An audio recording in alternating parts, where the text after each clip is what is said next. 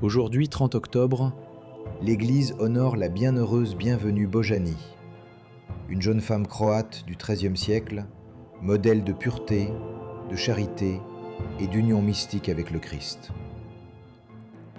Elle naquit vers 1250 à Kotor, dans une famille aisée profondément chrétienne. Dès sa plus tendre enfance, Bienvenue manifesta une attirance naturelle pour Dieu. On raconte qu'à peine âgée de 5 ans, elle passait déjà de longs moments en prière, le regard tourné vers le ciel, et que ses parents la surprenaient souvent immobile devant un crucifix, comme absorbée dans la contemplation. Très tôt, elle sentit l'appel à consacrer sa vie à Jésus. Ses parents, pourtant croyants, avaient d'autres projets pour elle, un mariage honorable, des enfants, une place dans la bonne société. Mais Bienvenue opposa à ces attentes la force tranquille de sa vocation. Elle fit vœu de chasteté et choisit de rester dans la maison paternelle, vivant comme une recluse, mais avec une âme ouverte à tous les pauvres et les malades du voisinage. Elle rejoignit l'ordre des tertiaires dominicaines, suivant la spiritualité de saint Dominique et de sainte Catherine de Sienne avant l'heure.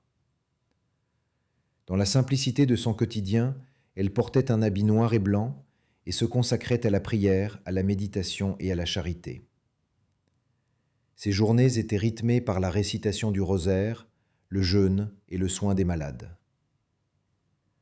Son existence fut marquée par une maladie chronique douloureuse qui la fit souffrir pendant de nombreuses années. Loin de se plaindre, Bienvenue offrait ses douleurs à Dieu, les vivant comme une participation à la passion du Christ. Les témoins de son époque racontent qu'une lumière surnaturelle entourait souvent sa chambre lorsqu'elle priait et qu'elle entrait parfois en extase. Elle mourut jeune, vers 1287, à environ 37 ans. Sa réputation de sainteté se répandit aussitôt. De nombreux fidèles vinrent prier sur sa tombe à Kotor, où se produisirent plusieurs guérisons inexpliquées.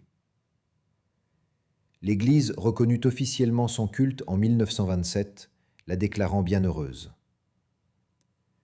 Bienvenue Bojani nous rappelle que la sainteté ne passe pas forcément par des actions spectaculaires, mais par la fidélité silencieuse à l'amour de Dieu, vécue au cœur de la souffrance, de la prière et de la douceur.